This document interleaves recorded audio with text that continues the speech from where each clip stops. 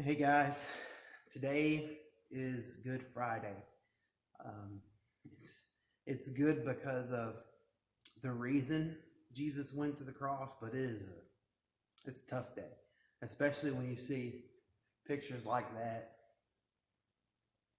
That's tough.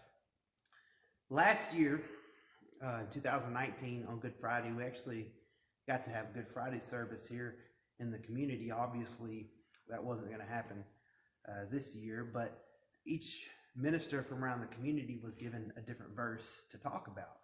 And the verse that I got was, "Truly, I tell you today, you'll be with me in paradise." And I just want to read a little bit, and then I'll share what I shared that night. It says, this is in Luke 23, starting in verse 32. Two other men, both criminals, were also led out with him to be executed. When they came to the place called the Skull, they crucified him there, along with the criminals, one on his right and the other on his left. Jesus said, "Father, forgive them, for they do not know what they're doing." And they divided up his clothes by casting lots. The people stood watching, and the rulers even sneered at him. They said, "He saved others, let him save himself, if he is God's Messiah, if he is the chosen one." The soldiers also came up and mocked him. They offered him wine vinegar and said, "If you're king of the Jews, save yourself." There was a written notice above him which read, "This is the king of the Jews." One of the criminals who hung there hurled insults at him. "Aren't you the Messiah? Save yourself and save us." But the other criminal rebuked him. "Don't you fear God?" he said. "Since you're under the same sentence, we're punished justly, for we're getting what our deeds deserve. But this man has done nothing wrong." Then he said, "Jesus, remember me when you come into your kingdom." Jesus answered him, "Truly I tell you, today you'll be with me in paradise." You see that statement right there? Today you'll be with me in paradise. That is what makes Good Friday good, folks. Here you have this criminal, a rebel. Some translations say he was a thief. Yeah, he may very well probably was a thief, but the reason they crucified you wasn't for being a thief. The reason they crucified you was the same reason they crucified Jesus.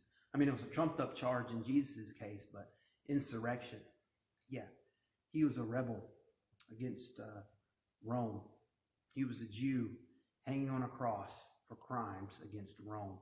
Now, he was repentant, obviously. That's what he says here. He says, "Just remember me when you come in your kingdom." He was repentant. He was sorry for what he'd done. But the thing is, this was during the Passover season, and he was in jail during this time, okay?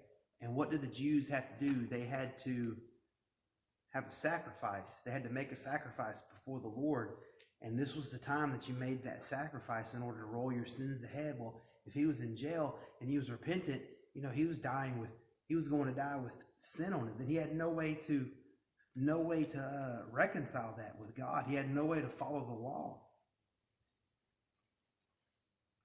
Jesus looked over at him and he said, "Don't worry, son.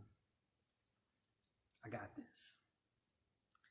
Jesus, he who knew no sin, he became sin. He became the thief on the cross's sin. He became my sin. He became your sin. He became our sin. One of the biggest lies in Christianity today is that God helps those who help themselves. That is a total falsity. Because if that were true, what would be the point of that?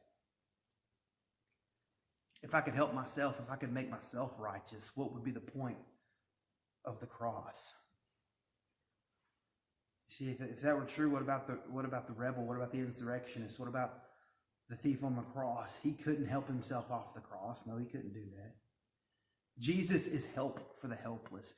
Jesus is hope for the hopeless. The whole point of the cross is that none of us could have carried it up Calvary. That's the point of the cross. So the next time that you're standing in the midst of a storm, or you're standing in front of a giant, or there's a big wall between you and the promised land, or you're hanging on your own cross, remember the words that Jesus said to the criminal. "Truly I tell you today, you will be with me in paradise. God bless you.